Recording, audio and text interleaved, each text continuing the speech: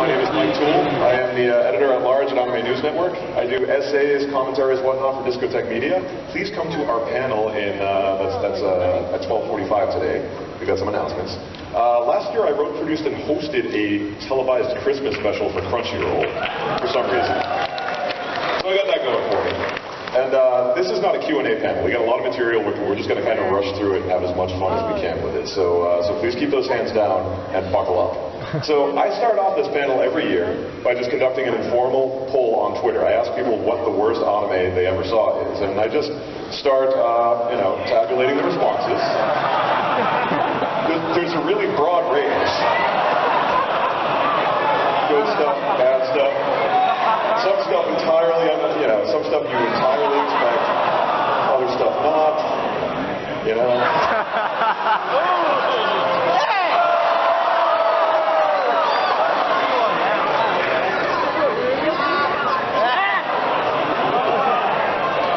So there's a range, there are extremes. There's stuff you expect, and then there's stuff, that you don't necessarily expect. Stuff you agree with, stuff you wouldn't necessarily agree with. I like this one.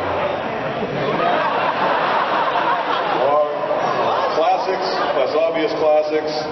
I like this answer. All of it? Old stuff, new stuff. I didn't believe this was a real title until I Googled it.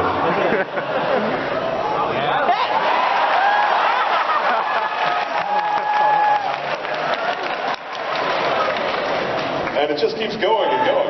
People have a lot of opinions about this subject. Stuff that I wouldn't agree with. I like that I got both of those. I know, right? How dare they? How dare they? How dare they? I'm sorry. And it just keeps going. Just speed up a little. And these are all real responses from real people who had real opinions about what they thought the worst anime ever was. And this is the last page of results.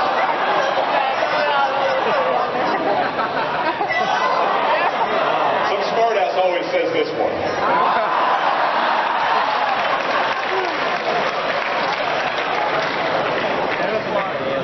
So, here's the problem with that. None of them are bad enough. We're gonna go with stuff that's even worse. So, let's lead off with some new material. Actually, before we get started, I'm curious. Show me your hands. Who has been to this panel before in any form? Okay, so it looks like about 15-20% of you. This is kind of the greatest hits reel of the 5 years I've been doing this here at Otakon, but there is new material, and I'm going to lead off with some of it. This one is about fish. Oh,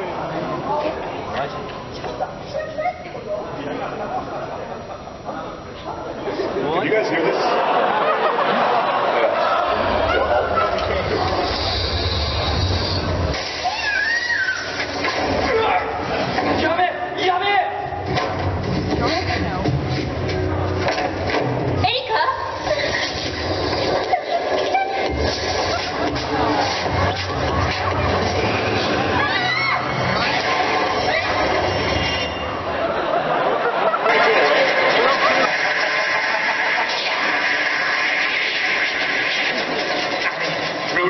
Joe of the past, help me. Give me strength to finish this monster off.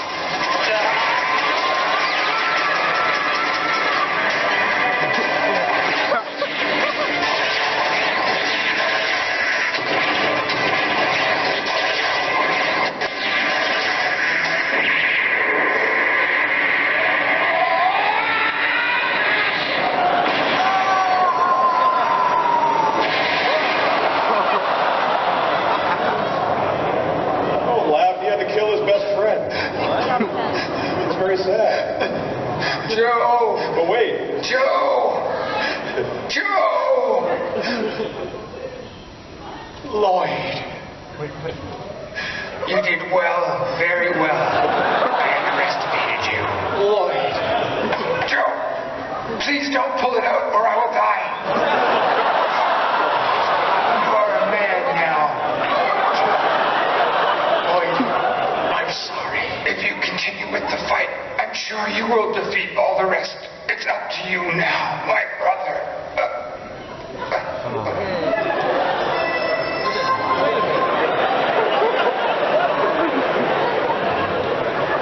So yeah, that's story behind this. It's about a Silicon Valley entrepreneur who basically turns into Kenshiro from This Is the North Star. And that's only the start of his fights. Killing his best friend in that tragic way, soon he goes on to even greater challenges. Get away, hide.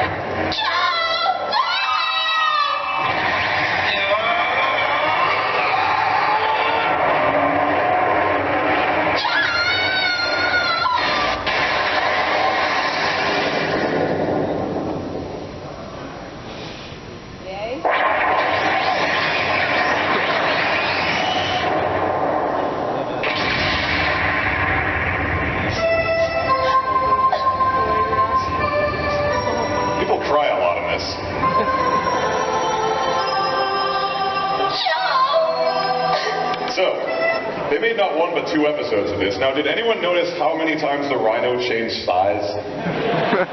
That was one of my favorite things. My other favorite thing was in the final showdown when it abruptly went to widescreen, just to be even more artsy. They made a lot of OVAs like this in the 80s and 90s, stuff that they just turned out quick, cheap, and pretty bad. Now, this is another dubious classic that came out in the late 80s.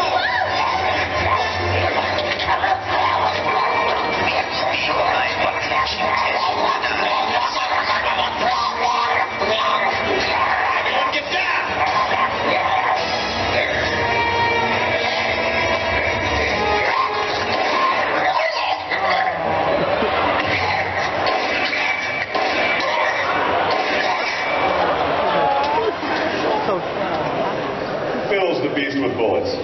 So that was called Ambassador Magma, and the interesting thing about that is that was actually an anniversary project. It's based on a comic by Osamu Tezuka, the god of manga. Didn't turn out all that well. It was something that he was working on late in his life, shortly before he passed away. And you may have noticed the way the dog sounded. That was pretty great, right? Not just barking, but blah, blah, blah, blah, blah, blah. A few years ago, I had a chance to talk to the guy who dubbed that, a director named Kevin Seymour, who sadly passed away a couple of years ago himself. And those takes of the guy just going blah, blah, blah, blah, blah, blah, that was done as a joke, and they liked it so much they kept it. I'm glad they did. And the other thing I love about that scene is just, they're being attacked by an evil alien consciousness, and you think, oh, is he going to send shock troops down? Is he going to shoot him with a ray gun? No, he sends a really mean dog after him. President Masataka Kuzukoki, his right hand and Vice President Tamaki Nambara, and his manager of operations, the Indian guy from Predator.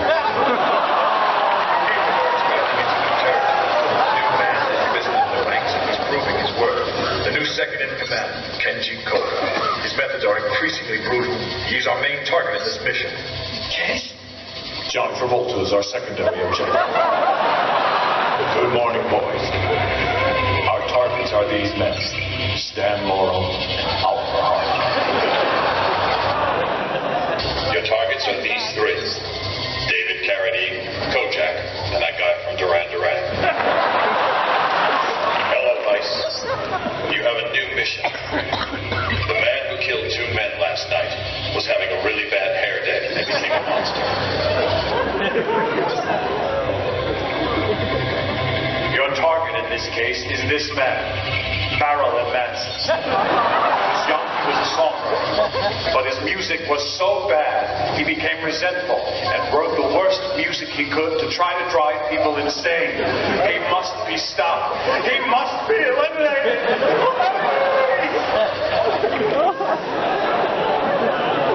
That makes it all worth it. That's the stuff. Now let's go back to a classic of badness. Like, there's a certain competence to a lot of what you saw, but this takes the cake in terms of they just kind of made this up as they go along. This is a classic super robot show about super robot pilots who are also magicians.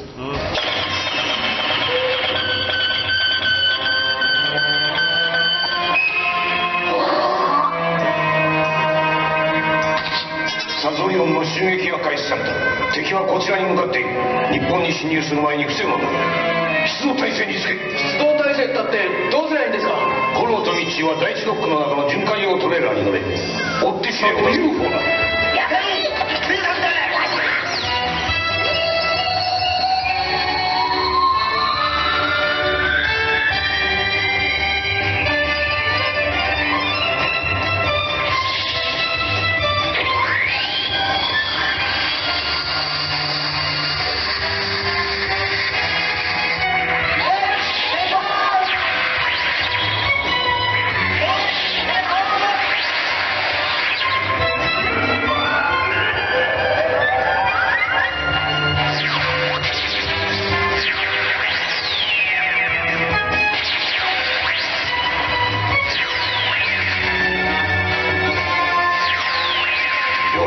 お前たちの声の音波によってエネルギーはセットインされる。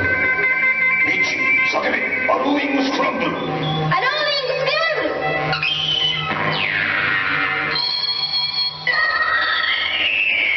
次、正面レバーを両手で引け。グランファイタースクランブル。グランファイタースクランブル。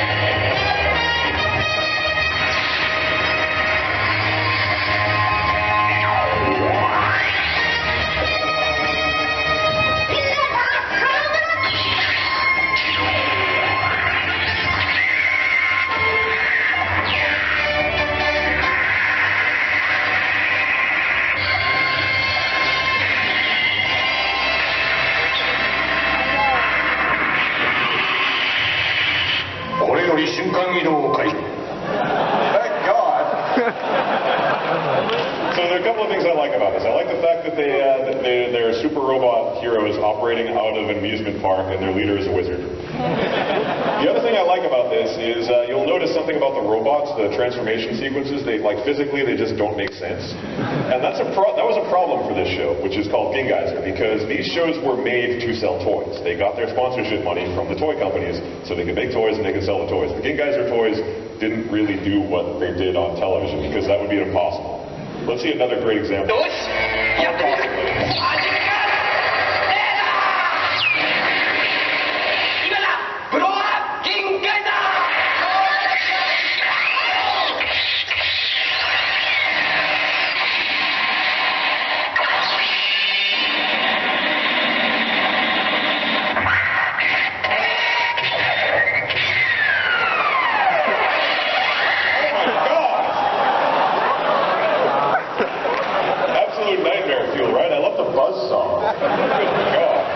Another thing I really like about the show is the way when the heroes have to get in the robots, they go through this little elaborate chute and then they go down and then they teleport. And it's like, but if you can teleport, why did you bother doing any of that?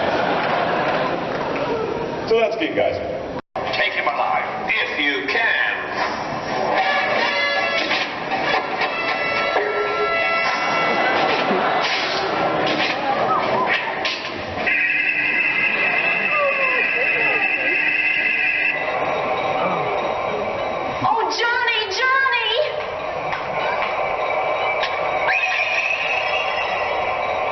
Turning Earthmen into dark shadows like themselves. This is Rob calling Johnny Sniper. Johnny Cypher in Dimension Zero. This was made in Japan primarily for Americans, but it was shown in Japan. And yeah, they kind of, you know, it's some of the people who made the Princess Knight anime kind of went off and did their own production. Only they didn't have the director staff that the other production did. You can kind of tell by the way the characters move. Really cool and unnatural. Now here's one of my favorites. This is a clip about killer butterflies. そこでもう一枚の写真をご覧ください。これが問題の蝶です。随分と似ているでしょう。ところがこの蝶の口のところを見てください。人間の細胞を食うというだけあって、この鋭い口はまるで鷹のようではありませんか。人間の細胞を食う蝶か。小さいものがね。泉さん、その時の様子をもう一度詳しく話していただけませんでしょうか。今朝私たち久しぶりの日曜なのでみんなで農園へピクニック。 What you laughing at? He's very serious. そしてしばらくしてバリカンが戻ってきたのです。僕人を拾ってきたよ。どこで拾ってきたんだバリカン。あちい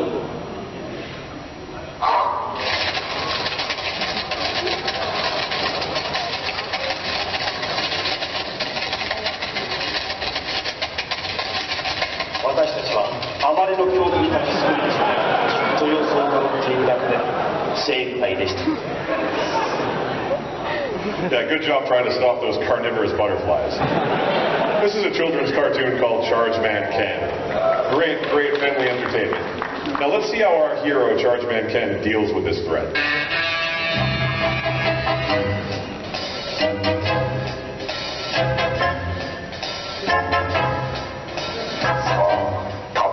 人間どもの細胞を餌にするがいい。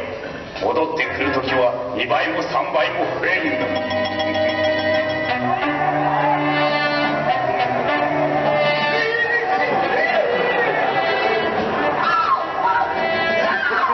お兄ちゃん大変よ。何か起こったわ。あんなに人が逃げていく。困るそうだ。よーし。I sped through this. I didn't want you to see. This takes like 2 minutes. It's not acceptable. さあ、チャージマン犬を噛み殺すんですよ。ジュラル選手、どこからでもかかってこい。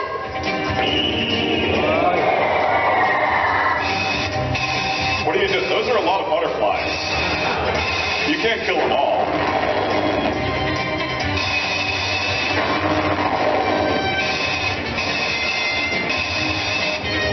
Oh my God, he's killing them all. 覚えておけ。押し返しは必ずする。いつでも来い。お前たちには負けないぞ。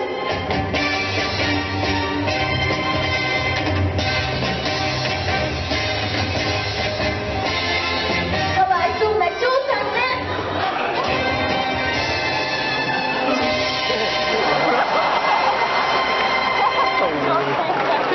We owe a debt of gratitude to Iron Sharp. But yeah, that's infamous children's entertainment. That is one of the most incompetent Japanese cartoons ever produced. It's absolutely wonderful.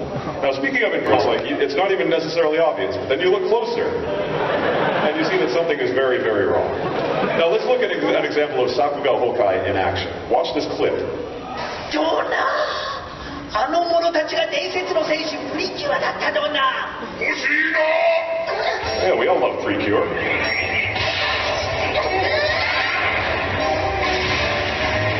So did anyone see it? Let's look again in slow motion.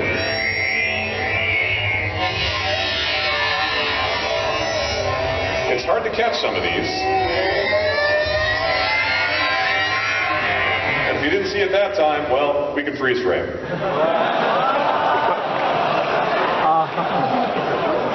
They did their best, but sometimes the best is not enough. Sometimes the stuff has to go to TV and they're not quite done with it. Even in well-known shows, even in fan favorites, even in classics of yesteryear. It just doesn't come together. There's sort of a collapse. Now this one I like a lot. This is from a show called Toradora. Look at the problem with the perspective. That's supposed to be a hill. It looks like a sheer drop though. But yeah, sometimes they can't quite get it done. Sometimes there's a high detail shot and they just, they're rushing a little. Sometimes faces don't look the way they should.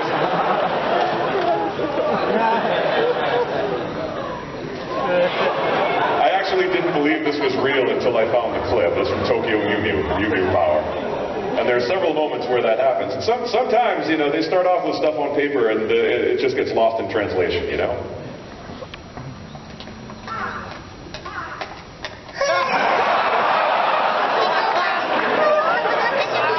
That's from the famous Kamichama card. Yeah, it's like, yeah, you know that meme, don't you?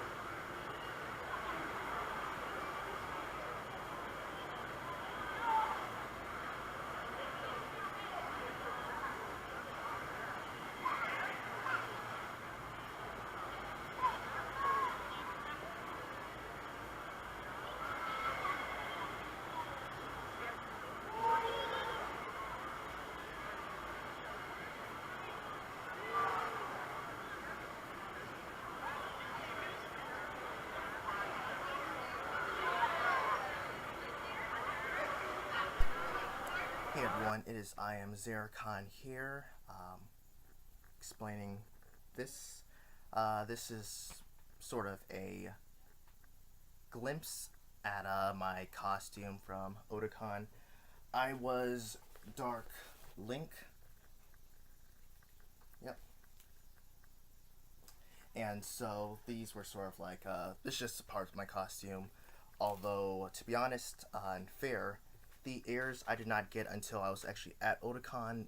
There was a booth that was there where they made custom. Well, they make custom ears, but they let you pick out the type of ears you wanted. And then they would go and try to paint them to match your skin tone, and then they would install them. Well, install is not the right word to use, but they would put them on for you right there while you're there, and then you could go around the convention and stuff and still wear your ears. I was trying to get ears before the convention, but I wasn't able to find any, especially with matching my skin tone. So finding that there was great, and it helped complete my costume. But yeah, and here's my Dark Link hat, and these are the ears, which I will remove now. But yeah, it is currently today it is August 23rd. I would have done this, I guess, post-convention video earlier, but I was either worn out from the convention and other things, or I just didn't have time because I was doing something else, or I would have been working. But that's why this post-convention video came a little later than it would have been. And then also, I was going through a lot of the videos I took, and which is why there are only, for this video, 2 separate, I guess you could say, videos. There's the worst anime of all time panel, and then there was just me walking around the convention, because I actually had more video footage, especially with walking around, because I bought this camera, a Light Dow, what is it?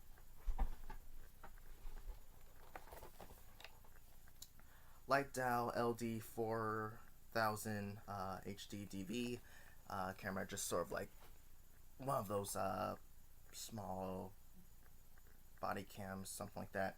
And it actually did a pretty good job of recording.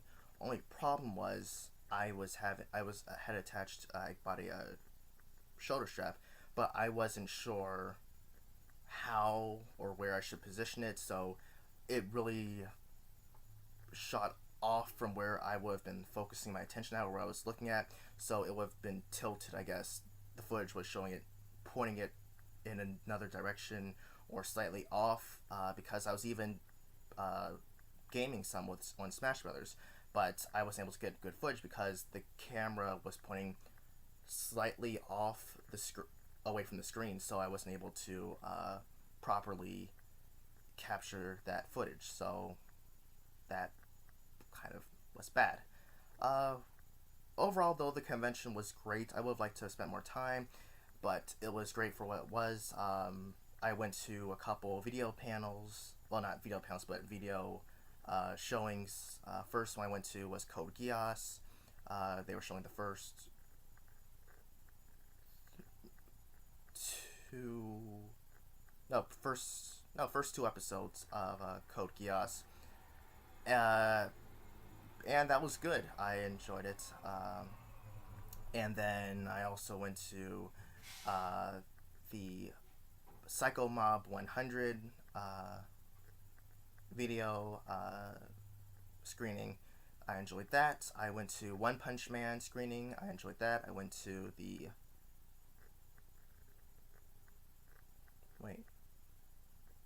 and I went to the JoJo Bizarre Adventure Diamond is Unbreakable screening, although it was late at night and I was so close to falling asleep. It was, I think, about either 11 or it was probably 11 or 12. And I was already worn out because I was already there at since at least 7 in the morning in line. But yeah, that was good. I went to some panels. Like I said, the worst anime of all time panel. I went to that. I went to I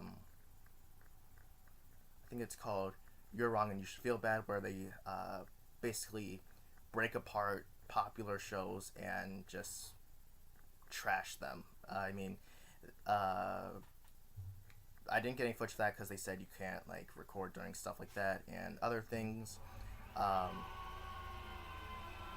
If you hear a loud noise, that's just a truck going by. But yeah, I did get some cool stuff though. I got this, and this is interesting because I didn't even know that they made these. This is a Dragon Ball Z Goku model figure, or action figure. I know about the Gunpla Gundams. I mean, I've definitely bought at least 4 of them, but I didn't know they did Dragon Ball. This must be new. So it's Super Saiyan Goku, and also know one here that you can also get Frieza. I think it's on the instructions somewhere, but I know that they also have Frieza as well. I also got this. This is Samurai Deeper Kyo. This is somewhat, not relatively new anime. It probably been around the time that Code Geass came out, or maybe even earlier than that. But it's interesting because this also comes with the Game Boy Advance game, Samurai Deeper Kyo, and it's interesting to note that the game, at least I think over here in America, it can only be found with the DVD collection. It was bundled with this, so that was interesting. I heard the game was mediocre, but it's pretty good, you know, just to find and collect and stuff like that. And I also bought Code Geass manga, which is awesome because I have a hard time trying to find these, and I mean, I haven't looked on Amazon or anything like that, but just in general, you can't find these in bookstores or anything like that. You'd have to look at someone reselling them or something like that because these are out of print. Oh, I also got this I bought this ring. I'm not sure if you can see it or not, but there are markings there. It says Xeracon, and it's in Tengwar Elvish, which is the language inscription from Lord of the Rings. So there was a booth that was selling personalized rings, or I think dog tags, and you can whatever message or word you want to inscribe on the item, and you could choose the different languages. You could have English, you could have Elvish, you could have I think runes, like the dwarf language. You could have Gallifreyan from Doctor Who, and there were other languages. I can't remember exactly what they were, but I know that they had a variety of languages that you could choose from, and you could even choose the colors. So I got Xeracon and Tengwar Elvish with red ink.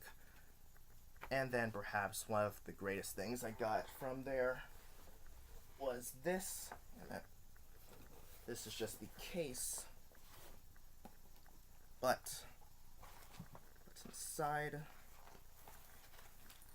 is this beauty. Yep. Very, very nice. Nice sword. This kind of reminds me of the end of a keyblade.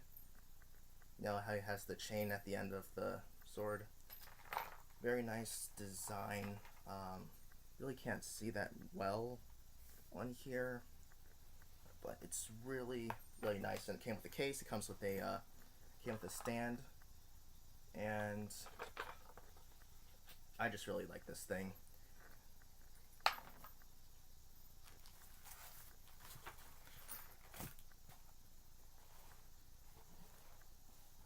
But yeah, yeah, overall, it has been a pretty good Otakon. I look forward to next year's Otakon. They've already announced that Vic Mignogna is going to be there. I was there. He was, last time I remember he was there was at the 20th anniversary for Otakon, the 20th Otakon. That was actually my first year going to Otakon. Unfortunately, I was still in line trying to get an autograph, but I wasn't able to do that, even though I pretty much went to the line for the signing as soon as the doors opened for Otakon. But then next thing I know, what started out as a simple line became a mob within the span of an hour. And so that was crazy. But, yeah, but even though I'm a bit sad that Otakon's moving to DC, I'm still going to I'm most likely going to have a good time with the transition. But yeah,